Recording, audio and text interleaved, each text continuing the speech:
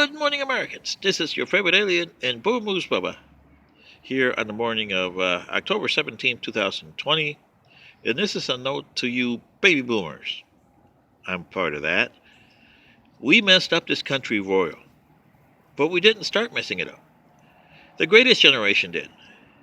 And I'm not taking a bad swipe at the greatest generation, only at their presidents. And there was a few of them. Starting with World War II. You had pre-greatest generation president that took over after the Roosevelt death in 45, Mr. Truman. And he inherited from the Roosevelt administration the United Nations, which has become a big joke. He also got involved in the Korean War, and he's the first one to call it a police action and to make war the way we see it today. Clean, not the total war that World War II was, where civilians were bombed to heck. I mean, there's a lot of civilians that lost their lives in World War II. There's a lot of civilians that lost their lives in Vietnam and subsequent wars after that, Korea, but we don't count them because we are doing a clean war or a police action. And the president that followed him was Dwight David Eisenhower, a pre-greatest generation president. Okay, so he also created the intervention with the Iran mess and the Israeli, French, and English mess in the Suez Canal in '56 that permeated the United States for the next 60 years. Then you had the first of the greatest generation, Kennedy, then Johnson, Nixon, and Ford.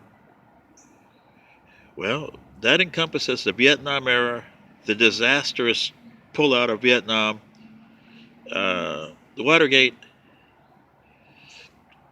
and President Ford trying to level things out. Then you had President Carter, okay, and he was a disaster. President Reagan, which is still in the greatest generation, he's the one that pointed us to trickle-down economics, yes, and disastrous conservatism. And he's the one that ushered in full the factions, the conservative faction. And he also allowed the evangelicals to have a foothold in America. And that angered the white supremacists, the African Americans, and all the other factions that weren't getting themselves heard. His successor, George Bush, Herbert Walker Bush, also in the greatest generation, well, he didn't do much except mess us up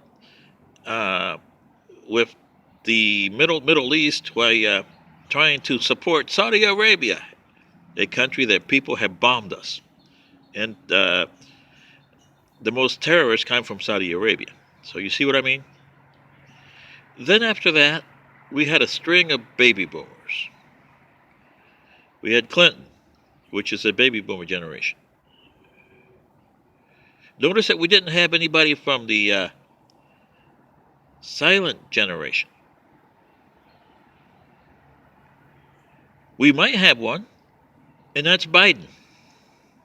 Silent generation, 1927 to 45. No president's ever been there.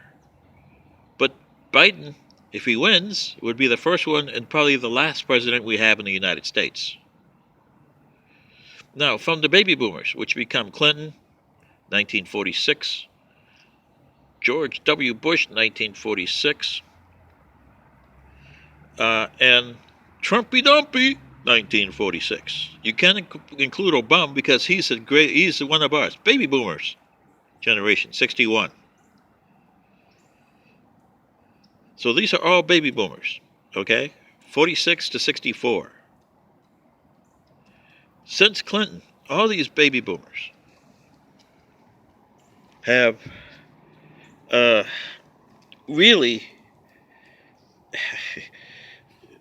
how would you say, in the last 20 years, since 1993, We have messed up this country so bad, it's not even worth talking about. It's become the DFA. And now we have a chance to elect a silent generation president. And he's silent. I mean, he makes his generation look terrible. That's Biden. Do you really want him? Do you really want another baby boomer mess up like Trump? Really? How bad do those presidents in our generation messed up? How bad is it going to be for the Gen Xers when they start doing it? If they have a chance. But are we going to give them a chance? No, because there's going to be a coup d'etat here. So the Americans, especially baby boomers, this is your favorite alien saying, what are you going to do? Sit there and vote for the baby boomers again? Good day.